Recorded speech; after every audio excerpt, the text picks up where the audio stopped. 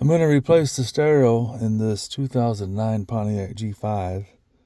And in order to get to the stereo, you got to take this plastic trim piece off here. It's sitting up there. It's got 4 clips that hold it in place. And then this center divot, so you can get it lined up properly. And then you pry off the faceplate, which is here, and that's held on by 6 clips, 3 on each side. And I just use a plastic trim tool to get in behind there and pry it off. You gotta be a little bit careful, but if you pry on this corner and this corner, it'll start coming off, and then in the middle and at the bottom. And then there's this is held on by it's got a, what is that for? Passenger airbag. So that's here. You just push on the back side of the clip, it'll release it. You can pull that wiring harness out. Now this stereo, when I bought the car, I bought it to resell it. The guy had put in a nicer stereo, took it out, put in the original stereo, but the wiring harness doesn't match. This one has 2 plugs, and newer stereos only have 1 like that.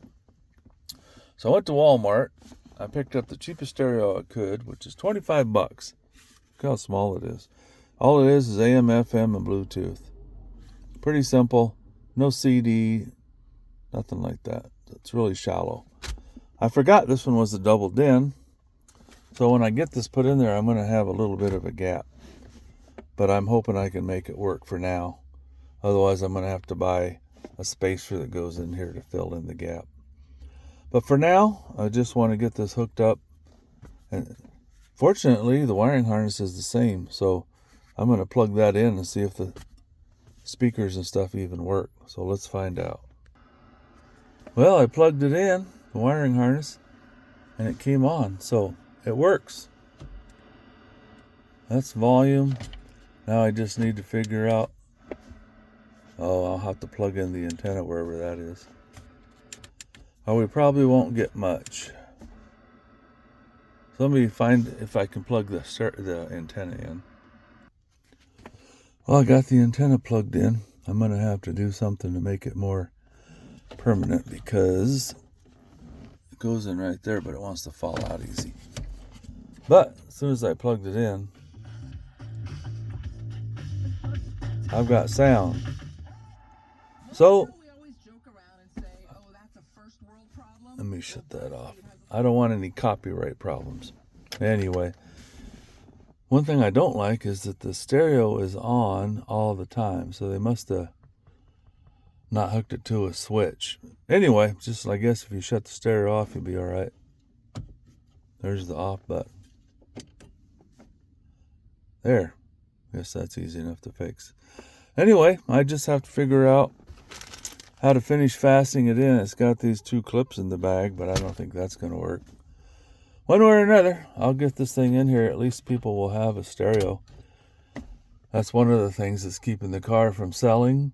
The other one is the air conditioner leaks, so it only stays cold for a couple days, and I can't afford to keep putting Freon in it. Now, I would think there would be, I guess, what do you expect for $25? Some kind of brackets to hold it in place here, but there's not. So I'll have to figure out something. I've done stereos before. I always forget how they work, but maybe I can steal the bracket that goes on the outside of the stereo here, take out the screws, and then mount that stereo into this one.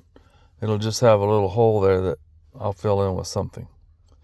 Anyway, that's how you do it. Normally, you would have 4 screws here that would hold the stereo in, but the guy never bothered to put those back in. He lost or broke this piece of trim, so it wasn't there. And that piece of side panel over there is missing.